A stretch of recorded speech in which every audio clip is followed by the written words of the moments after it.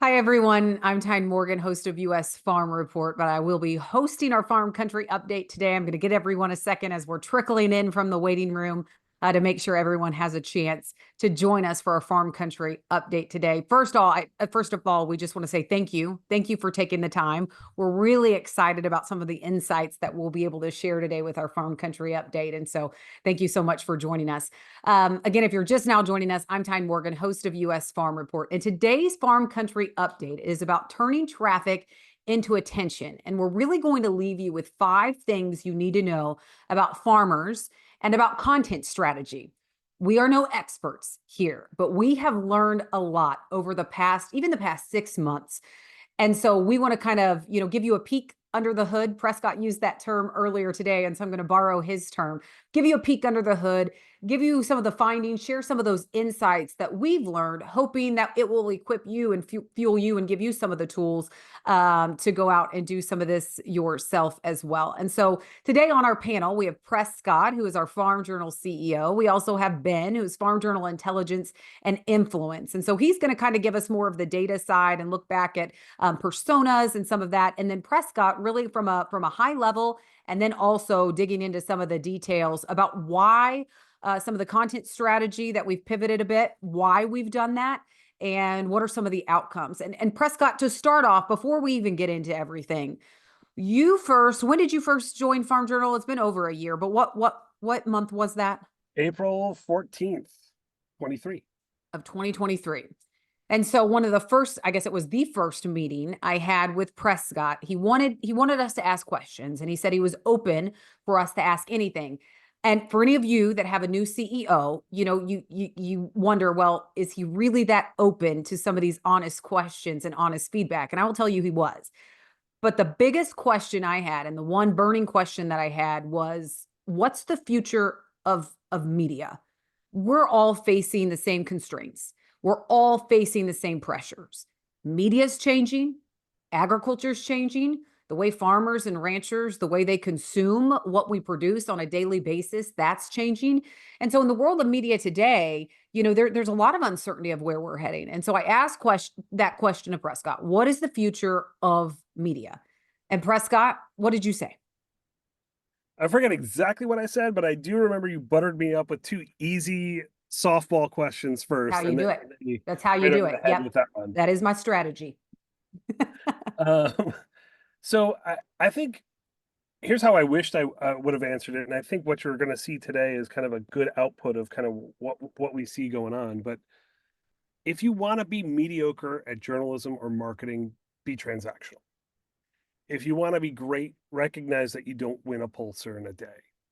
It takes research, source development, and planning to create great content, and repetition and resonance to build a narrative about a problem, the solutions to that problem, and the implications of a decision.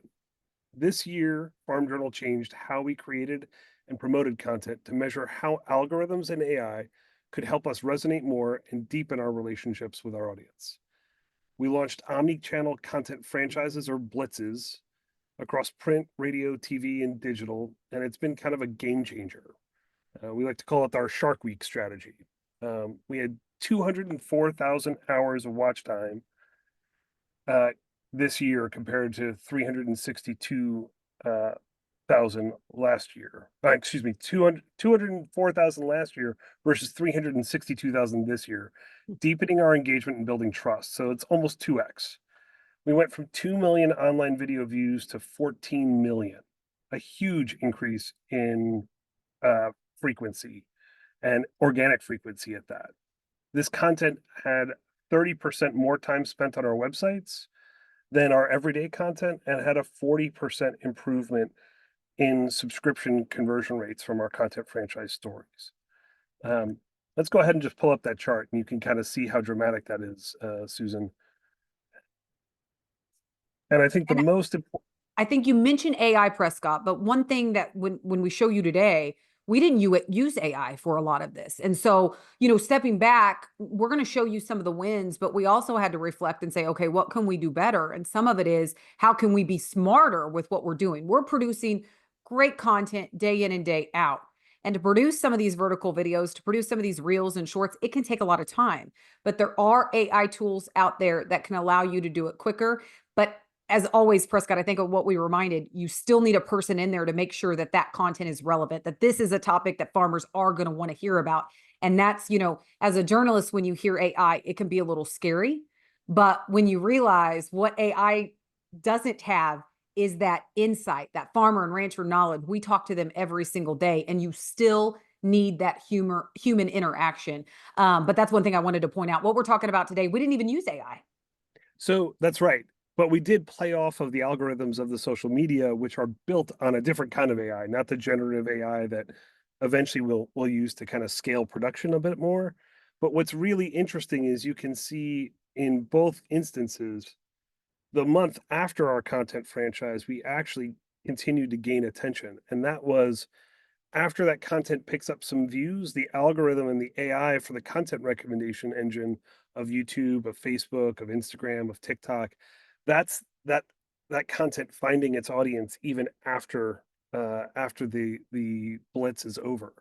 And so what's really cool and exciting to me about these numbers, no staff was added to create these outcomes. And in the challenging markets that we're in right now, and as everyone's thinking about how do I do more with less, this is all organic reach, and no staff was added to create these outcomes. And I think what's really exciting is that a lot of this is replicatable and can be scaled with marketers and agencies with existing resources, and you can create even faster outcomes by sprinkling a little bit of paid on top of it, paid promotion. So you can see right here, we had a really great start. Smart farming in March had a really great start. You can see our year-over-year growth, both in views and attention hours.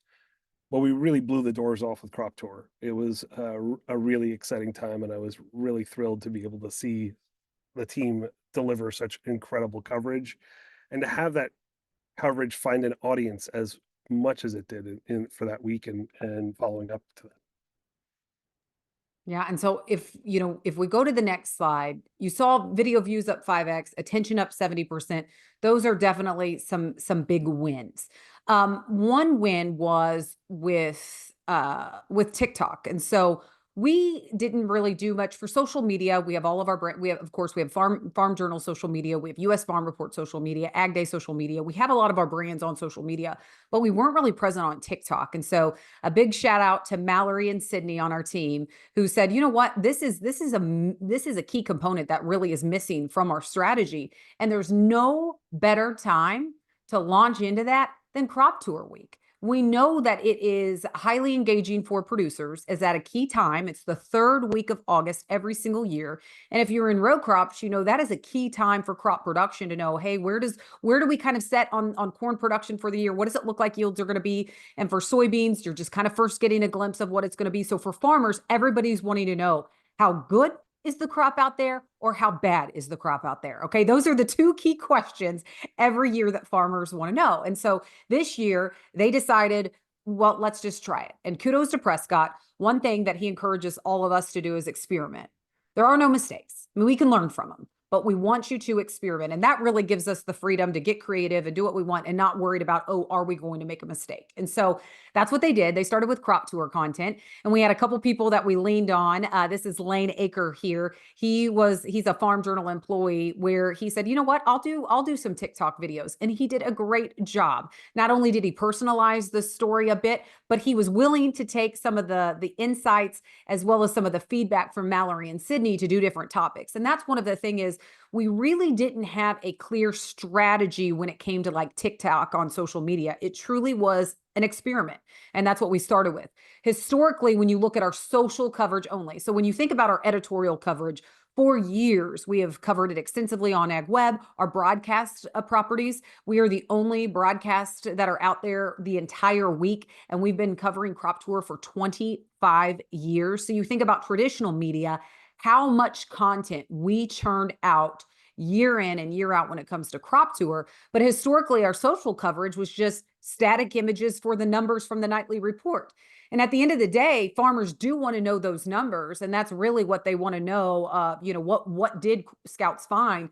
But they also want to know the why. They want to know what we saw. And so what we really wanted to do was take them on that journey with us, be authentic, take them in the field. And, our strategy was really adapt, adjust, and repeat. And Mallory and Sydney did that really well. And we had some key engagements. And actually, if you want to watch that crop tour video, we have a QR code right there that you can scan. And so you can see some of our videos that had high engagement. But if you go to the next slide, Susan, this specifically is just for TikTok. So I'll start with, our best engagement was on our Farm Journal and our US Farm Report Facebook pages. We had 13 reels on US Farm Report Facebook that had more than 25,000 views. 7 of those were over 50,000 views. 2 of those were over 100,000 views. I was thinking about those. I get really excited, and Prescott will talk about that because I'll send him a message that says, "Hey, Prescott, did you see this video? It had this many views." I host a show every weekend that has a viewership of about 500,000. Okay. And I don't every weekend text my husband or text Prescott or text anyone else and say, "Hey, our show had 500,000 views this weekend." But when I see on social media that we had a video get 250,000 or 100,000 views, I get so excited. Even though I have a show that has a lot more viewership than that, it's these videos and seeing these little wins. It is so exciting. It is so rewarding. And so I'm in that boat too. But when you look at these crop tour 2024 numbers, what you see on the screen is only TikTok. And what is really interesting about this is the most engaged video up there that we had, it actually was after crop tour. And so Mallory and Sydney were really smart, seeing that our engagement was high on TikTok, which we had just started, remember, a week or two before crop tour, that the engagement was already high. They wanted to strike while the iron was hot, and that is exactly what they did, and they continued. And what I've noticed is, and we've talked about this quite a bit after crop tour, is a lot of these metrics, these have even changed since we pulled these, because it's kind of like a fine wine. You've got to let it age. And we had a couple crop tour videos that just like 2 weeks ago took off, and we didn't understand why, but we were seeing some comments and a lot more engagement. And so it's interesting how, even though this was very timely content for the third week of August, that how engagement and an increase in engagement is still happening months later. If you want to go to the next, to talk about some of the traffic and attention wins in 2024. And Prescott, I'll let you go through this one because you talked about some of those earlier, but these are a few more where we look at not just views, but also attention. Yeah, I mean, I think for me, one of the most important things is trying to think about influence. If you're trying to influence decision making, if you're trying to influence the market, if you're trying to have an impact on this wonderful industry of ours, you've got to really find a better way of measuring it than views. Um, the clicks, views, anything of that nature. If anything, the GA4 migration taught us was like uh, measuring post click or post play behavior is super important. Did people consume the actual content that you put out there? And so one of the things that we're really trying to cross reference is a way of looking at both quality of engagement and quantity of engagement. And so you'll see that as a theme throughout everything that we're doing. And part of it, I think one of the core takeaways from last year this time was we knew 24 was going to be a really big digital year. You know, I think farmers are spending 60% more time online than they were in 2021. That's a like radical amount of deepening of engagement. And so where is that time being spent? It's a lot of it's audio and video. And so there were two things really driving this. One is farmer behavior, and the second is candidly social media algorithms changed. You're getting less clicks from Facebook, you're getting a lot more views. And so one of the things that I think we had as an asset was this wonderful broadcast team that has a house of personalities that we could put out there to see what works and what didn't. And so you guys have done an amazing job. And I think one of the things that we've proven with the podcasts that we've launched, with other things, is that brands can do this as well. This is not something that is you have to have a broadcast team to do. You can take content creation capabilities and make authentic videos. Oh, we got a question. Yeah, and the question is, are you finding your audience on TikTok or in the ag industry, or are they more consumer oriented? Striking a balance on education and product promotion feels challenging on TikTok. Our audience is mostly farmers, and especially during crop tour week, that is so focused on crop production. What that is really, that was who our audience is that week, and we're pulling right now to see if since then we've had more of a change to more consumers in our TikTok audience. But definitely crop tour week, it was mostly farmers that were engaging with our content. I think the comments in particular also kind of gave us an inkling. There were definitely some feedback, not all of it positive, about concerns about methodologies. And so one of the things that the team did was actually respond to that, and they started to put out content about the like process story on how we actually go and what how we actually come to these conclusions and what our methodologies were. And in answering folks, well, I'm stealing a little bit from future slides, but in answering folks, you could see that it was a qualified audience. I will say um, the advantage of mixing paid and organic together is paid can get you the qualified audience, and then you can get additional organic reach beyond that. And so the old, paid media versus earned media, you can pay for to know that you're reaching a quality audience and know how big that audience is. And then you can also get additional reach and buzz. So, when you look at all of our content, we have a lot of different properties. A lot of times we're running in different directions. And so this past year, Prescott and team made a concentrated effort to creating these content pillars to kind of give us a strategy. And so at least we had these pillars to work toward. And so whether that was smart farming, next gen, of course, crop tour that we've been talking about, purchase with a purpose, we have sustainability and state of the beef and dairy industry. It really just everyone in the room had a voice. So it wasn't just the content team, it wasn't just the sales team, just the data team. Prescott got everyone in a room together to come up with these content pillars of what we wanted to champion this year. And Prescott, that wasn't just something that you pulled out of thin air. I mean, you also looked at the changes and really thought about the horizon of where agriculture's going to come up with these, right? So I can't take credit for this. This was like Amy, Scotchless Cole, and Tyler Smith really working together to kind of analyze. We were getting a lot of ad hoc research questions, and so that was coming through. Simultaneously, we were thinking about, kind of our role in agriculture, and so there were themes that came out of the custom research components, and then there were some of these themes of change that we saw happening across a longer time spectrum. So these are really about things that are happening for the next 5 to 10 years. So smart farming, AI in agriculture is supposed to go from 2 billion to 10 billion in by 2030. Consolidation and succession planning and next gen. We've got 300 million acres that are going to change hands, which means all the operating decisions are going to be different there. For crop tour, it's really about weather, right? You've got we saw much more significant variations in outcomes from one part of the state to another part of the state. And so it's not a one size fits all solution. And this has always been an environment that has had a need for local expertise. And so the more that we could tap into that, the better. And then you do have everybody's got their 2030 goals for sustainability. So regenerative agriculture, we're getting out of the vibes and positive momentum phase into the what have you really done phase and deadline phase, and stuff is getting serious. And so the idea of identifying a couple of key elements of change industry, along with a couple of key questions that keep coming up, created an opportunity for us to like map this stuff out and be more intentional about how we aligned our resources to create more impactful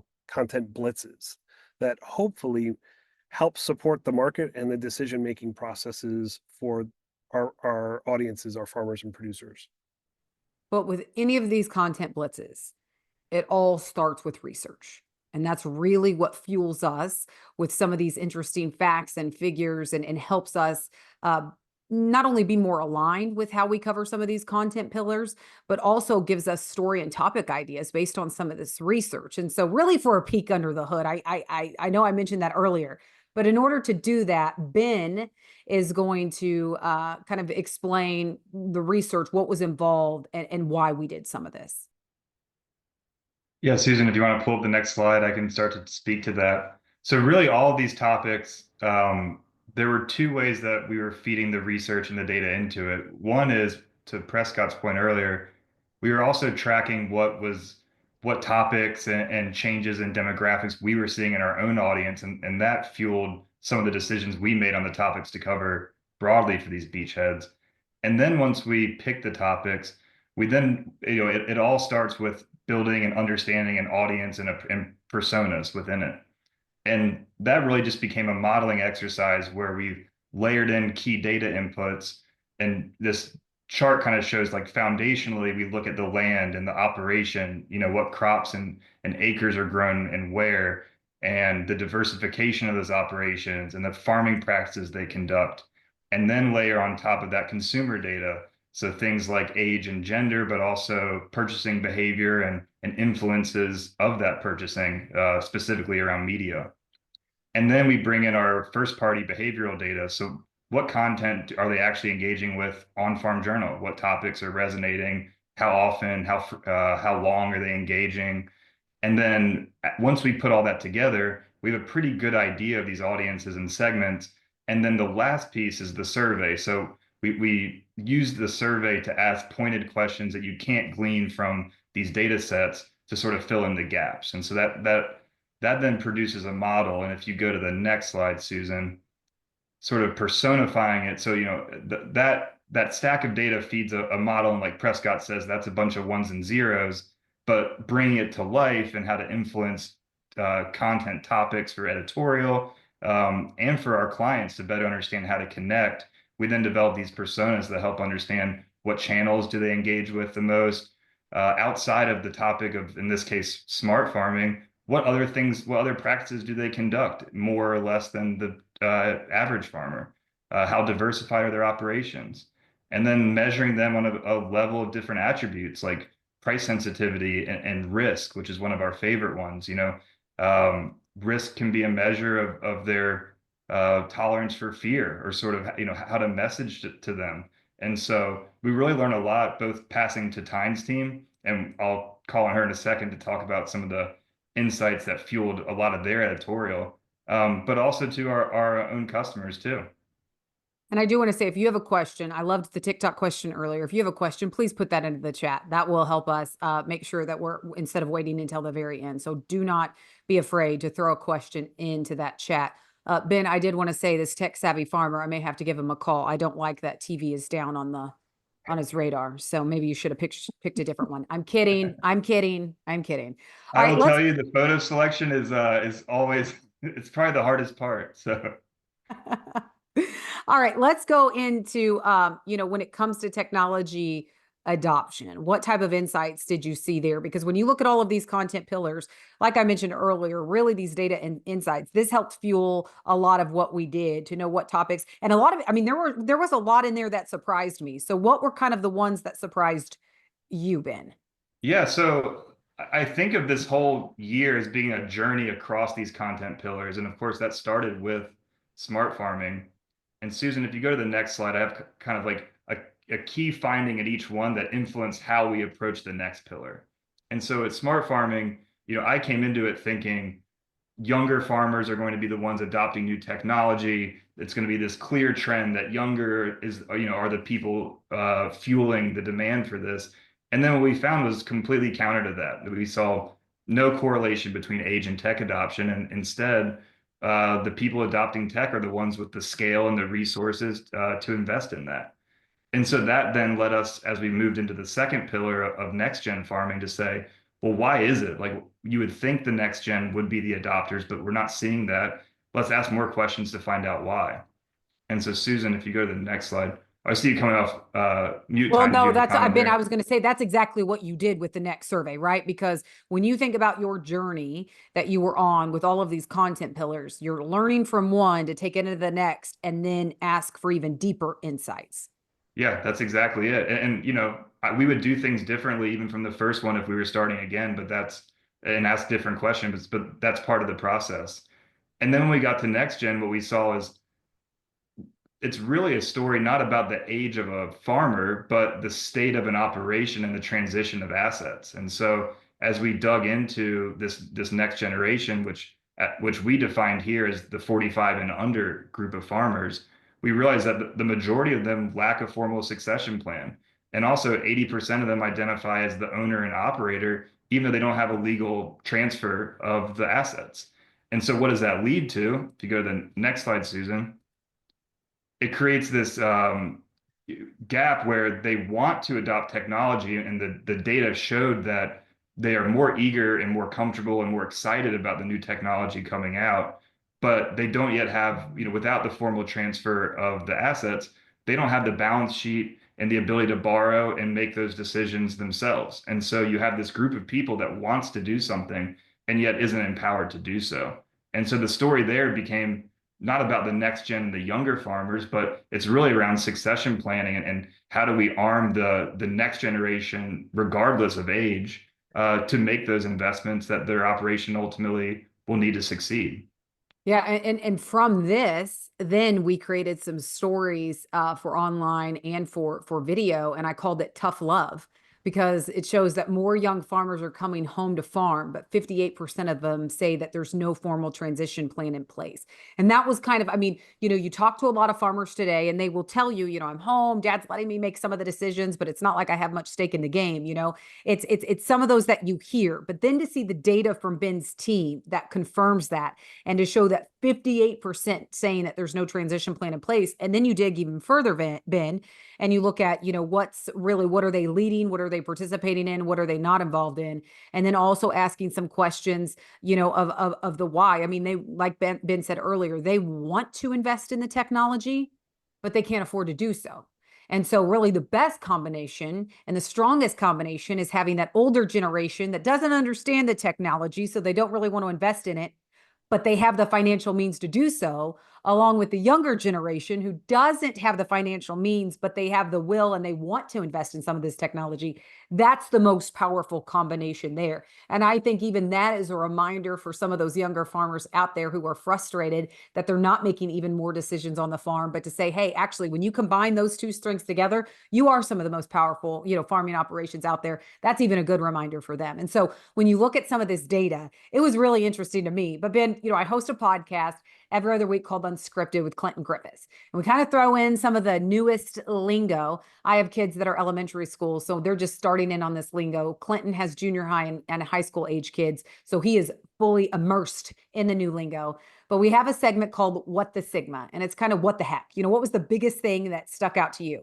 So out of all of this, what was your What the Sigma moment, Ben? Good question.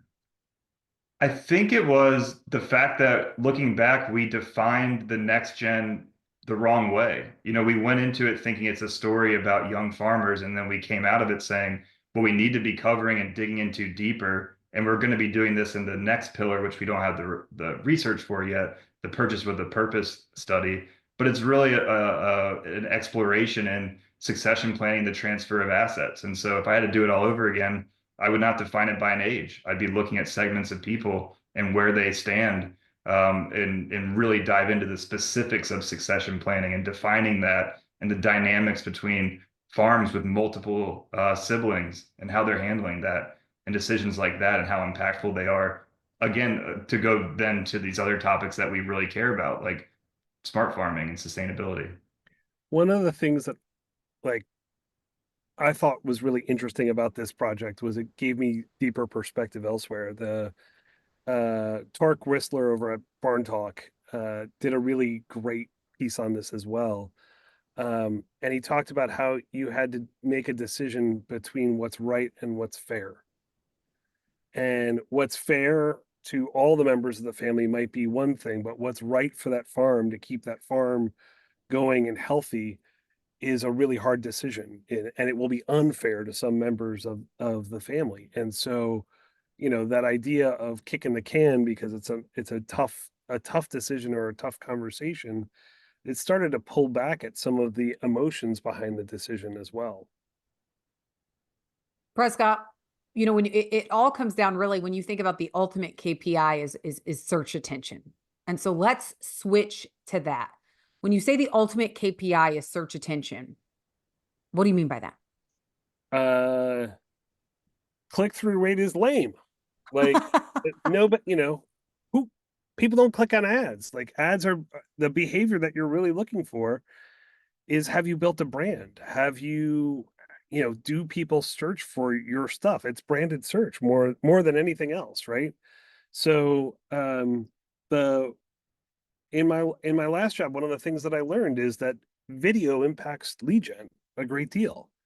That if you could get someone to search for your brand and your product line or your make and model, it's going to convert 3 times better than standard stuff. And so this idea of connecting content to post content behavior was pretty powerful. And one of the things that excited me the most about our first attempt, and candidly, we came in on 2 wheels with smart farming.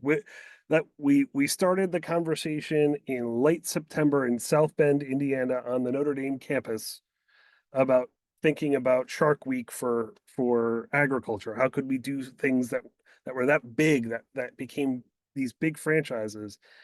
And then you go through a budget process, and all of a sudden you're in December and you're trying to plan for it. And it was a crazy sprint. But what happened is you could see first on the left side how deeply engaged people were. So you can get a lot of folks to look at content, but when we think about quality metrics, 80,000 people deeply engaged with smart farming content on our websites. That's not even counting the stuff that happened elsewhere.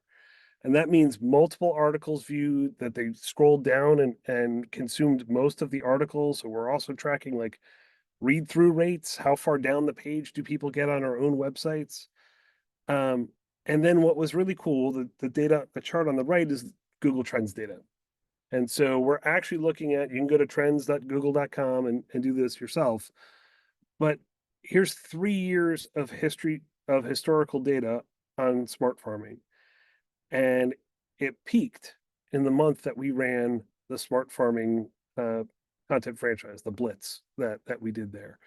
And it peaked by a long shot, right? I mean, that stuff you're basically talking about a 30% increase in search volume in the month of March versus the historical norm. And you can see the next 2 months, it continued. The impact was still there. So when I really think about, how can we have an impact, this is data that actually shows us that our stuff mattered, that the work paid off, and that we had done something interesting. And we had done something interesting being a little bit off schedule. So it's football season, and you think about trying not to get into third and long situations. You want to have a good first down, a good second down, and avoid 3rd and 8s. We were able to have this kind of impact on a 3rd and 8. Luckily, we have a couple of Patrick Mahomeses in our content team help us bail us out of some situations. And props to Jen Richter for really helping corral and herd the cats on this one. This was a really great achievement. But what I will say is this actually prompted us to think differently about what the next couple of content franchises could be, because if you go to the next slide, this great article about how younger generations aren't using Google. Google's actually got the lowest search market share that it's had in 15 years. That's incredible to me. A lot of it's Amazon, but a lot of it is Google and TikTok. God's honest truth. Recipes, cooking technique, landscaping, I need to fix something or repair something. I'm on social a heck of a lot more than I am on Google a lot of times, because it actually shows me what to do instead of just telling me what to do. And so that changed our strategy for the next couple of franchises. And not only changing our strategy as far as when, Google isn't the only place that search happens, because that is a mindset shift that a lot of us are, it takes a while to realize that. But also when you look at it, it's not just about the clicks and not just about the views. And Prescott, this one has been a hard one too, because even I talked about it earlier, like this video had so many views. I still speak in views, but you challenge us that no, no, no, no, no, it's time and attention. How many minutes watched? How many hours watched? And that is a hard habit to break as well, Prescott. So why is that the metric you want us to focus on? I've been in digital media for 25 years. Every time I find cheap, high volume clicks, it's crap traffic. And every time I see it, when it's too good to be true, it usually is. And so this is a good example of kind of trying to line up quality versus quantity. So you were talking about your children and their influence on you. When we get to the conversation about AI, then my son will be involved. But before my son started influencing my social media strategy, which by the way, large parts of how I view the future of media is driven through the way he consumes content. But before that, I'm at he's 11 now. This is 6 years ago, and I'm at his birthday party. And you meet one of the other dads, and you start, you know, talking shop a little bit because that's the easiest thing to do. And so everybody here in Charlotte's at a bank, works at a bank. So that's the number one thing that, oh, what do you do? Which bank? Which bank you with? Let's talk shop a little bit. And then they hear I'm in media, and they're, you know, don't have anything to talk about, so we have to find something else. But this guy, I'm like, so what do you do? He's like, I do incentives for Wells Fargo. And I went, really? And he's like, no, no, no, no. I showed up. I'm cleaning up the mess. I did not make the mess. He's like, but the problem with everybody opening those accounts and doing all that shady stuff was we had our incentives built just on quantity metrics. And so because we had no quality metric to counteract it, we got a whole bunch of bad behavior because you get what you pay for. If you ask people to do something, you're going to get the outcomes that you're willing to pay for. And so if you're not willing to pay for quality, then you're not going to get it. And so, what you're looking at right here is a way of us setting up one of two things. We'll either look at video completion rate or time spent versus views themselves. We'll use some type of attention metric next to the view itself to help you identify quality metrics. Now, here's where it gets interesting.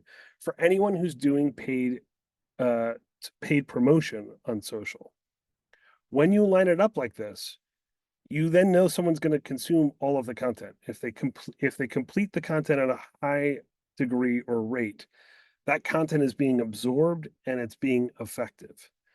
If it gets a lot of views on its own, it's going to be cheap to get more views. So if you pay to promote it, your cost per view is going to be really cheap because the content is engaging. And so if you actually identify the stuff that has a good completion rate and finds an audience, as well, you're getting both quantity and quality. And so you can get the kind of metrics that you want against the targeted audience that you want effectively and know that your message is being delivered rather than just the first 5 seconds of it being skipped through and moved through. And that's the last thing that I will say. In this kind of environment that we're in, there are two things that I value. One is more efficiency or effectiveness of mediums, but two is how long does it take for me to know if something's working or not. And the really powerful thing about video is with a completion rate with as little as 2,000 views, you get to statistical significance as to whether or not the outcome is there. With banner ads or display ads, you need like 40,000 per A/B test in order to make that run. It costs money, but more importantly, it takes time. You lose time when you don't have certainty of what you should be doing differently. And Prescott, when you challenged us to go this route, I'll admit it was a little scary because, we produce a lot of long form videos, a lot of videos, and you're challenging us to have greater attention metrics. I feared with more vertical video, because they're shorter pieces, it's shorter time, that actually our time and attention would go down. But we saw the opposite happen. Vertical video is the email newsletters of social. It puts an audience out there and brings them back for you to read a deeper thing. Our subscribe rate, if you take the the number of subscribes divided by the number of video views, went up when we started doing short form vertical video. We also acquired a larger audience, and we were engaging them more frequently. So like the frequent, like old school 1980s database marketing, recency, frequency, and monetary value were your three core levers of how you created the catalog business. And those same levers are what you should be doing to think about building loyalty at a subscriber level for us or at a customer level for someone else.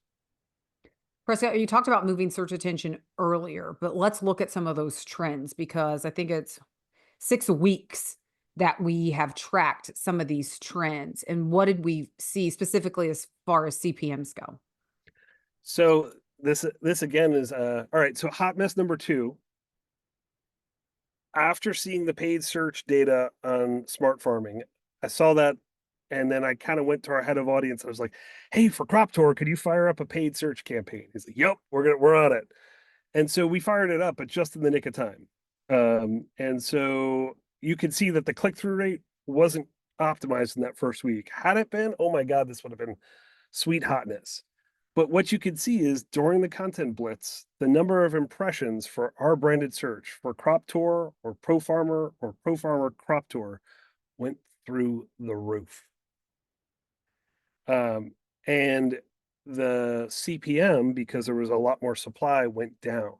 Had we had the same ad creative and copy on that same 3% click-through rate, it would have been incredibly cost effective. You would have had 7 times more clicks. So you would have had an average cost per conversion of probably $1.50 to $1.75. It would have been incredibly cheap. The other thing that shows you that this strategy works, look at the conversion rates.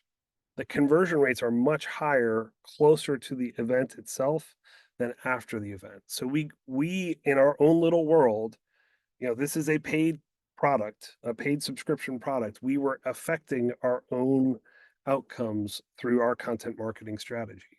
And so those two things get me really excited about thinking about how that translates back to our clients, our customers, what they can be doing with this data, and why it will work for them. Because if you can actually impact search behavior, branded search, that's the golden metric and golden rule. I mean, you can run regional campaigns and set up a regional segment in your Google Analytics and look to see did your organic search spike or not, and you can see the impact much more easily doing some of those things than you could elsewhere. The other thing that it really proved to me is that omnichannel works. When you are in multiple places in multiple areas, the resonance and the impact is far greater than like if you ever go to Zappos and then you get retargeted like a bajillion times with the same ad everywhere, you feel like you're being followed around. If you're seeing the ads in different channels and it's not the same ad, and you hear an ad and you see an ad, you suddenly feel like you're not being followed around in the same channel as much. You don't feel stalked, you just feel surrounded, and the message resonates more. Well, when you look at engagement, if you go to the next slide, Susan, because I want to leave plenty of time for questions out the end too. But one of, on social media, and I think all of you can relate to this, a lot of times with the comments, you feel like you're on the defense. I mean, farmers are a very vocal audience. I have best friends who are farmers, live in a town of 800. I am in the middle of farmers and ranchers every single day. And they are extremely opinionated. They are extremely vocal. And we see that in the comments. And for Crop Tour specifically, Prescott, we saw that with every single video. And I'll never forget, I was driving down the road to the next stop on crop tour week. And it is a really long week, by the way, a week long of all you are doing is going through and measuring corn and soybean yields. Okay. If you think your job is monotonous, do that for a week straight. And I will tell you, it's a different type of monotonous. Okay. So anyway, it's all week long, but I'll never forget. We were traveling to the next stop, and Mallory called me and she said, you should see the comments on these videos. But I don't think that they understand that when these farmers are arguing about, what method Pro Farmer is using to come up with the final yields, and, what is the methodology? What is the timing? Are they doing this? Are they doing that? That when they are putting all of these comments into the video, that it's actually improving our engagement. And so that was, you see some of these comments and they can be frustrating at times, but don't fear the audience engagement, acknowledge it. And that's exactly what Valerie and team did. They used some of those, and Prescott mentioned it earlier. They used some of those comments to realize, oh, well, maybe we do need to explain the methodology a little bit more. We did a post a week ago, but maybe we need to have another video explaining this is exactly how they calculate yield in these fields. And so we use that to arm our team with even more content, more ideas based on those comments. And so that was one point. Prescott, I know you have a couple points that you probably want to make with this as well. I never thought in a million years that how our yield assumptions were made and calculated would become a viral moment for us. And so I think that that's one of the coolest things that for me came out of this isn't clickbait. Like, this is not, stuff that's going, getting crazy views because it's a non-qualified audience. We are getting people legitimately questioning our methodology and giving us an opportunity to explain it. We could either be, sit up in our ivory towers and clutch our pearls and be offended that someone dared question our integrity, or we could just put it out there and show them what we're really trying to do and trying to accomplish. And what I love is that you guys knew to do that. Like, this, like the theme of this, drawing back to personas and everything else, when you know your audience, it creates the opportunity for you to experiment and move quicker rather than, having to overthink a decision. And so I love that we were able to bring transparency to our journalism and our process. And I never thought that a process story on Crop Tour would be one of our more popular things that we'd be talking about on this webinar. We learned a lot, some by design, some by accident, but we learned a lot. And we promised that we would leave you with 5 things that you need to know about farmers and content strategy based on what we learned. First, Prescott, is get a game plan. I'll let you highlight that one, but building that content calendar. We talked about it earlier, but why was this one so important? I think, anytime you're trying to create increased focus on something, having a cadence and the ability to coordinate resources is important. This practice was already here. Like, we have like an agronomy calendar that we, service that we sell as part of our content marketing suite. Ben, is what the creator of that line of business, and so we were having real success, kind of helping people understand how to prepare for content. The idea of that, though, is, when you think about that and when you execute on it well, you have the opportunity to kind of create your own moments going into next year. If you think about, do I want to do a product launch at a trade show and have the drayage and all the expense that goes along with an event, or do I want to do it like Apple does? Apple doesn't go to CES to launch an event.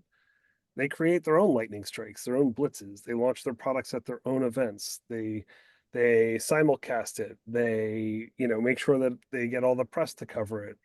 Immediately following that launch, all you see on ESPN.com plus whatever TV you're watching are ads for Apple with titanium. Who the hell cares about titanium? Like, I don't know how that ever made it to becoming a thing, but it did. And now it's about AI. But they still found a way to blitz you and create the resonance in the market. And you can't really do that if you don't have a plan ahead of time. if you don't know where you're going to create focus.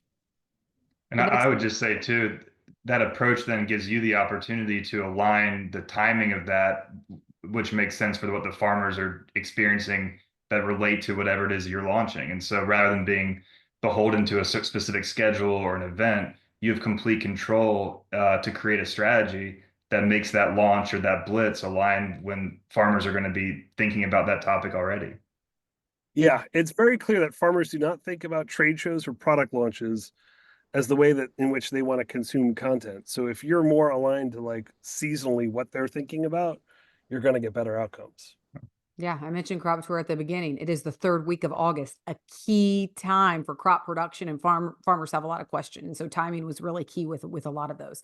Ben, personalizing your content, you talked about personas earlier, but creating content that really targets those personas, why is that so key?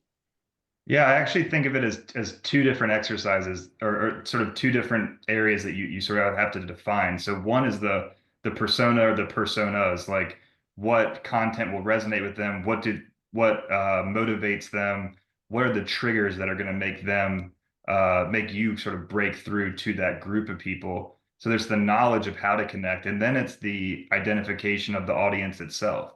So how do you create segments to go and target and send different messages to it and really personalize? And so the approach allows both of those things. But I do think of them as sort of two different components of that personalization process.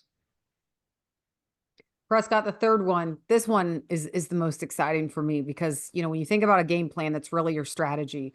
Building a playbook is tactic. And what I do on a daily basis is very tactical. And so when you think about building a playbook and launching blitzes to create high frequency and high resonance, you know, what is the key in doing that?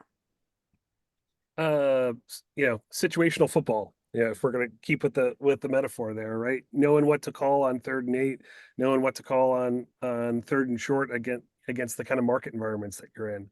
So build a playbook for product launches, build a playbook for trade show support, build a playbook for seasonal moments where there are spikes in activity. And the other thing is build a playbook for weather events that you know are going to happen, but you don't know when are going to happen. My last job, we had a whole content playbook around uh, construction workers that wanted to get FEMA work for hurricanes. Every time a hurricane hit, we ran that play, and man, it was easy. Our search traffic was there, our engagement was there. Like it was easy to run.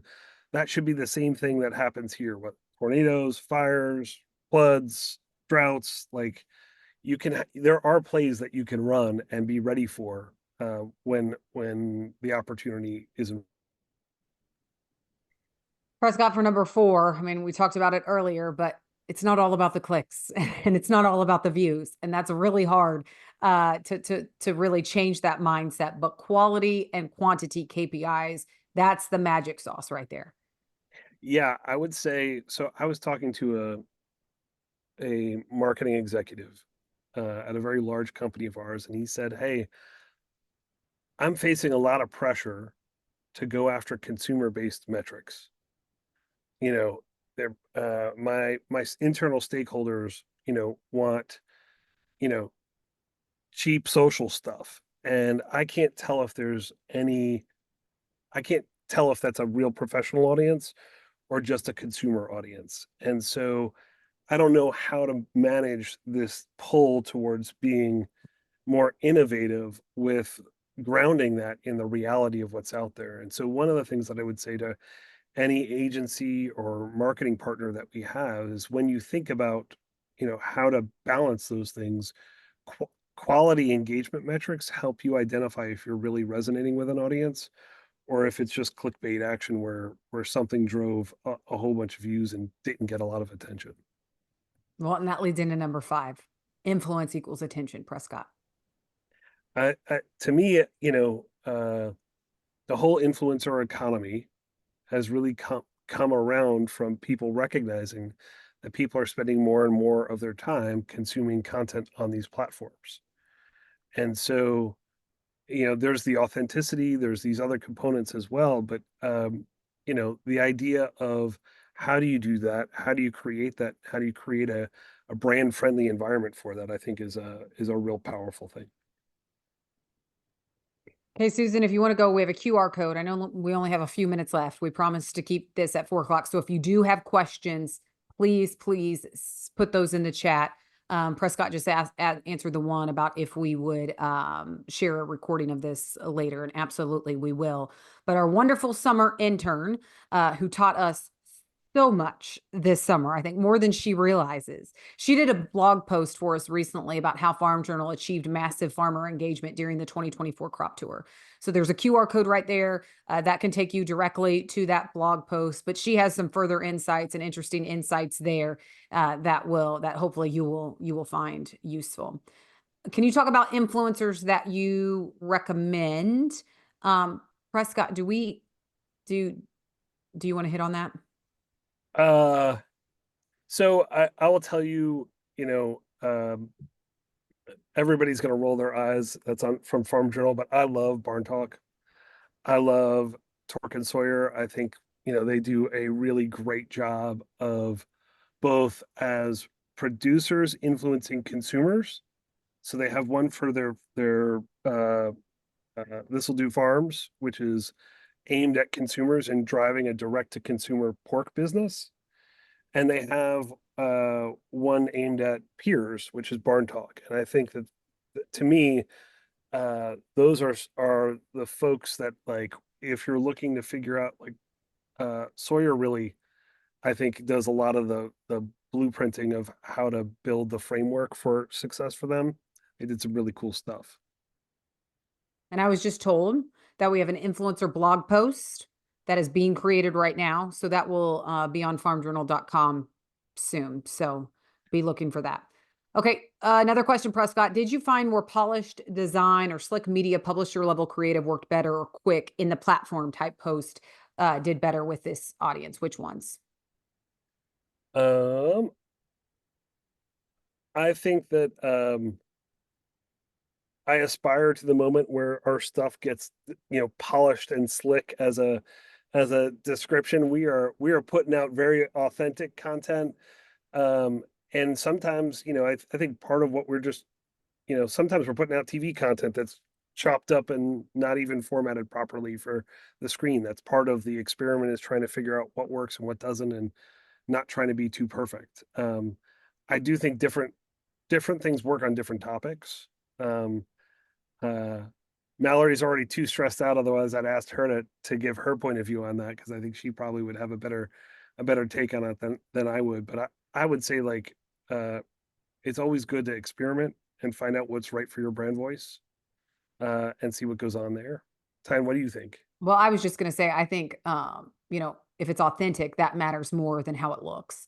And so that's, when some of the content during crop tour that really took off were one of those where we were talking to farmers. They felt like they were in the trenches with us on crop tour. It was very authentic. Every day we spend all day with them. We hammer out a television package, and we're taking less than 60 seconds from that and turning it into a reel. And those are the ones that really were had the most engagement.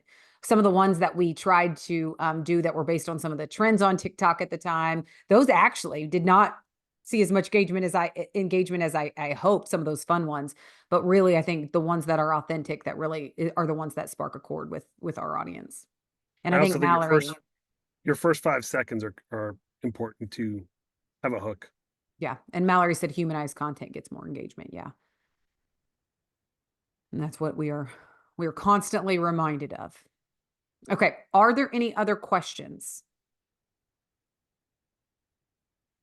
Again, we really, really appreciate you joining us. Susan, I'll have you throw up that slide one more time with the blog post, just so they have that QR code. We will be sending this out later. If you have any questions whatsoever, if you want to dig into more of some of these insights that we shared at a high level today, feel free to reach out.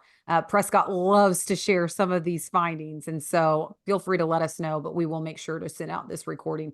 Again, thank you so much for joining us. Stay tuned. We will have more insights and more information on our next Farm Country update coming up, but a big thank you for joining us today. Thanks, gang. Thank you all.